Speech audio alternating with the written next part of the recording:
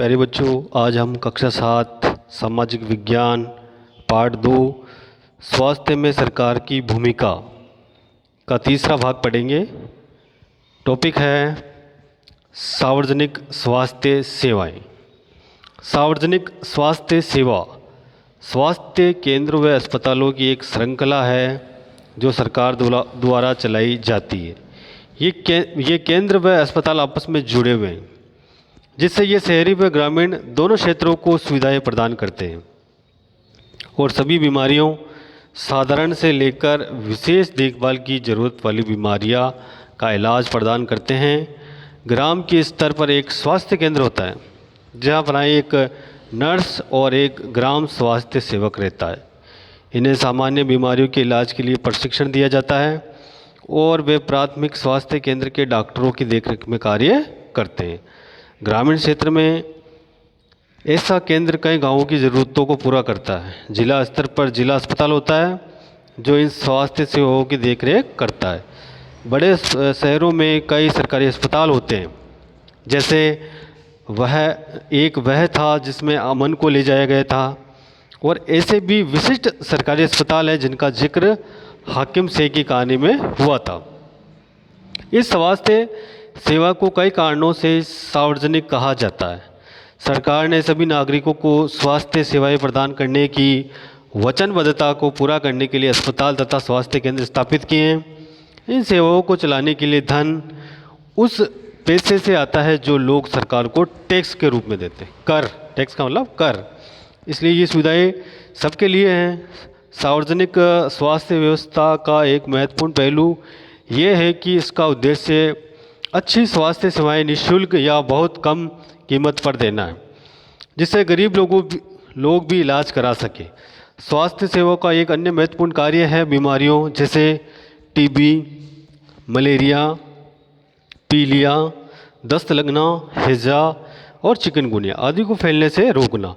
इसकी व्यवस्था सरकार को लोगों के सहयोग से करनी होती है, अन्यथा यह असफल हो जाएगी। उदाहरण के लिए मच्छरों को पैदा होने से रोकने के अभियान को सफल बनाने के लिए सुनिश्चित करना पड़ेगा कि क्षेत्र के सभी लोग अपने कूलर जो होते हैं वह घर की छतों आदि पर पानी एकत्रित न होने दें।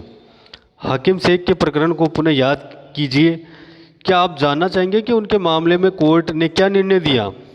हमारे संविधान के अनुसार लोगों के हित को सुनिश्चित करना और सबको स्वास्थ्य सेवाएं प्रदान करना सरकार का प्राथमिक कर्तव्य है।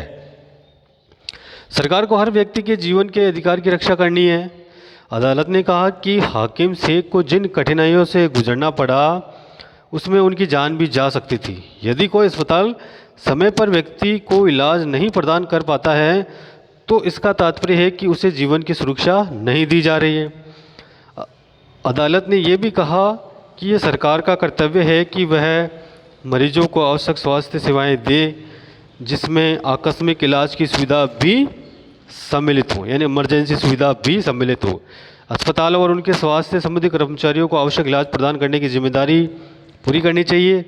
कई सरकारी अस्पतालों ने हाकिम शेख का इलाज करने से मना कर दिया था, इसलिए अदालत ने राज्य सरकार को निर्देश दिए कि वह हाकिम शेख द्वारा इलाज पर व्यय किए गए पूरे खर्च का भुगतान करें।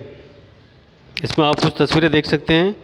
गांव के एक स्वास्थ्य केंद्र में मरीज को दवाई देती एक डॉक्टर। दूसरा चित्र, एक सरकारी अस्पताल में अपने बीमार बच्चे के साथ एक औरत। यूनिसेफ के अनुसार हर साल 10 लाख बच्चे ऐसे संक्रमणों से मर जाते हैं जिन्हें रोक पाना संभव है। किन किन अर्थों में सार्वजनिक स्वास्थ्य व्यवस्था सबके लिए उपलब्ध एक सेवा है?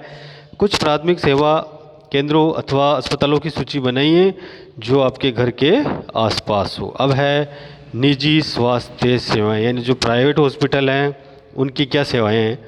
हमारे देश में कई तरह की निजी स्वास्थ्य सेवाएं पाई जाती हैं। बड़ी संख्या में डॉक्टर अपने निजी दवाखाने चलाते हैं। ग्रामीण क्षेत्रों में पंजीकृत चिकित्सा व्यवसायी RMP मिल जाते हैं। शहरी क्षेत्रों में बड़ी संख्या में डॉक्टर हैं जिनमें से बहुत से विशेषज्ञ की सेवाएं प्रदान करते हैं। निजी रूप से चलाए जा रहे अस्पताल व नर्सिंग होम भी है। काफ़ी संख्या में प्रयोगशालाएं हैं जो परीक्षण करती है वह विशिष्ट सुविधाएं उपलब्ध कराती है, जैसे एक्सरे, अल्ट्रासाउंड आदि। ऐसी दुकानें भी हैं जहां से हम दवाइयाँ खरीद सकते हैं। जैसा कि इनके नाम से ज्ञात होता है, निजी स्वास्थ्य सेवाओं पर सरकार का स्वामित्व अथवा नियंत्रण नहीं होता है। सार्वजनिक स्वास्थ्य सेवाओं के विपरीत निजी स्वास्थ्य संस्थाओं में मरीजों को हर सेवा के लिए बहुत धन व्यय करना पड़ता है। आज निजी स्वास्थ्य सेवाएं चारों ओर दिखाई देती हैं। अब तो बड़ी बड़ी कंपनियां अस्पताल भी चलाती हैं। कुछ कंपनियां दवाइयों को बनाने और बेचने में लगी हैं। शहरों के कोने कोने में दवाइयों की दुकानें देखी जा सकती है। स्वास्थ्य सेवा और समानता, क्या सबके लिए पर्याप्त स्वास्थ्य सेवाएं उपलब्ध हैं? हम भारत में ऐसी स्थिति का सामना कर रहे हैं जहाँ निजी सेवाएं तो बढ़ रही है किंतु सार्वजनिक नहीं। ऐसी दशा में लोगों को मुख्यतः निजी सेवाएं उपलब्ध हो पाती है। ये शहरी क्षेत्रों में केंद्रित है। इन सेवाओं का मूल्य भी अपेक्षाकृत अधिक रहता है। दवाइयाँ महंगी होती हैं, बहुत से लोग उन्हें खरीदने में समर्थ नहीं होते। इसलिए जब परिवार में बीमारी होती है तो उन्हें ऋण लेना पड़ता है, लोन लेना पड़ता है। कुछ निजी सेवाएं अधिक कमाने के लिए प्राय ऐसे कार्यों को प्रोत्साहित करती है जो सही नहीं है। कई बार सस्ते तरीके उपलब्ध होने पर भी उनके प्रयोग नहीं किए जा सकते।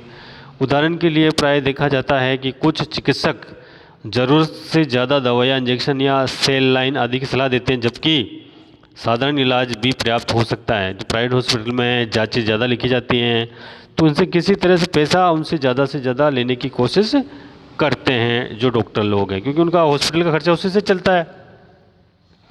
आपके घर के पास कौन सी निजी स्वास्थ्य सेवाएं उपलब्ध हैं, उन्हें चलाने वाले लोगों और वहां दी जाने वाली सुविधाओं का पता लगाइए। भारतीय आयुर्विज्ञान परिषद का आयुर्विज्ञान नैतिक संहिता कहता है कि जहां तक संभव हो प्रत्येक चिकित्सक को औषधों के जेनेरिक नाम ही उपचार पर्ची में लिखने चाहिए और सुनिश्चित करना चाहिए कि ये युक्तियुक्त और उपयुक्त रूप से हैं।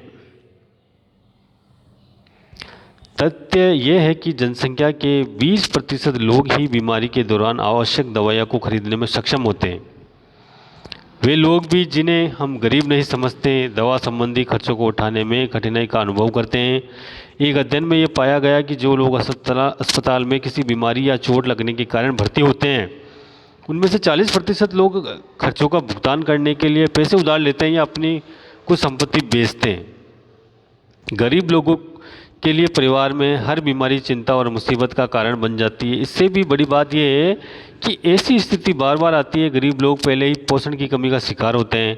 ये परिवार उतना भोजन नहीं खाते जितना उन्हें खाना चाहिए। इन्हें जीवन की आधारभूत आवश्यकताएं जैसे पीने का पानी, घर के लिए पर्याप्त जगह, साफ वातावरण उपलब्ध नहीं हो पाता है और इसलिए उनके परिवार में बीमार पड़ने की संभावना अधिक रहती है। बीमारी पर होने वाले खर्च से उनकी हालत और ख़राब हो जाती है। कभी कभी केवल पैसा ही लोगों के बेहतर इलाज में बाधक नहीं होता। उदाहरण के लिए महिलाओं को तुरंत इलाज के लिए डॉक्टर के पास नहीं ले जाया जाता है। कई आदिवासी क्षेत्रों में स्वास्थ्य केंद्र कम हैं और वे अच्छी तरह नहीं चलाए जाते हैं और वहाँ की जो निजी स्वास्थ्य सेवाएं भी उपलब्ध नहीं हैं। आप इस चित्रों के माध्यम से देख सकते हैं। प्रथम चित्र है, ग्रामीण इलाकों में अक्सर एक ही जीप या मरीजों के लिए चलता फिरता दवाखाना बन के आती है।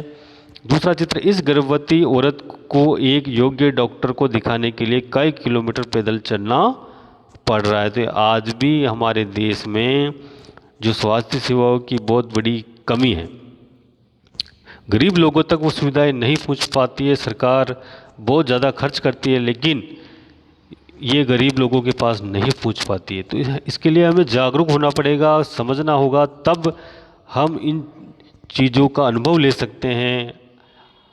हम गरीब आदमी तक स्वास्थ्य सेवाएं पहुंचा सकते हैं।